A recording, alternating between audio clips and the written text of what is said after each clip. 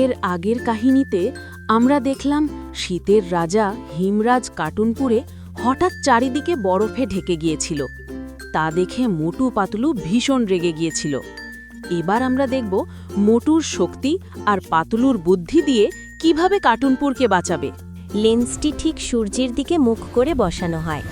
মেঘের ফাঁক দিয়ে আসে সামান্য রোদ লেন্সের উপর পড়ে। লেন্সটি সেই আলোকে একত্রিত করে একটি শক্তিশালী রশ্মিতে পরিণত করে। পাতলু চিৎকার করে, মোটু, এখন লেন্সের আলো হিমরাজের দিকে ঘোরাও। মোটু গায়ের সর্বশক্তি দিয়ে লেন্সটি ঘোরায়। আগুনের মতো গরম রশ্মি সোজা হিমরাজের দিকে যায়। হিমরাজ প্রথমে বুঝতে পারে না। হঠাৎ গরম রশ্মি তার জাদুর লাঠিতে আঘাত করে। লাঠিটি গরম হয়ে লাল হতে শুরু করে। হিমরাজ ভয়ে চিৎকার করে ওঠে।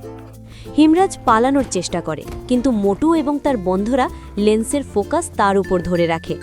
লাঠিটি আর ঠান্ডা সহ্য করতে না পেরে গলে যেতে থাকে। না, আমার শক্তি বলে চিৎকার করে হিমরাজ। তার জাদুর লাঠিটি ভেঙে টুকরো টুকরো হয়ে পড়ে যায়।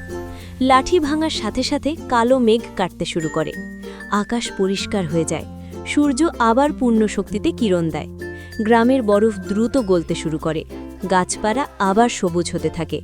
হিমরাজ তার শক্তি হারিয়ে সাধারণ মানুষে পরিণত হয়। সে মাটিতে পড়ে যায়।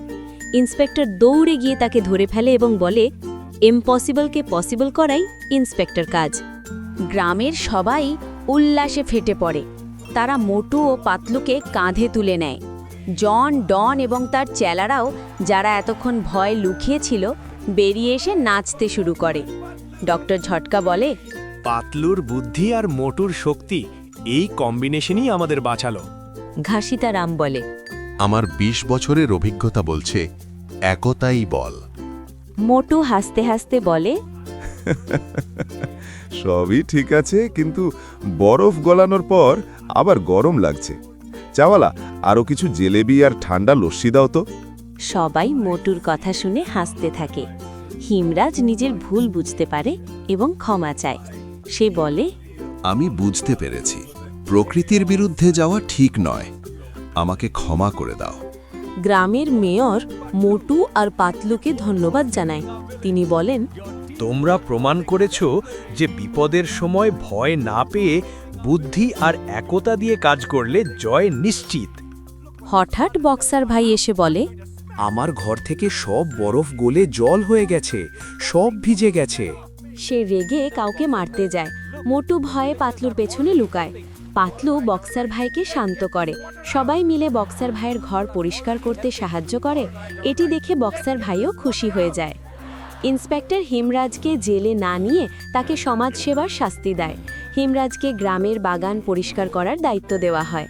সন্ধেবেলা সবাই মিলে একটি বড় বনভোজনের আয়োজন করে। আগুনের চারপাশে বসে সবাই গান গায়। মোটু 2 হাতে জেলেবি খাচ্ছে।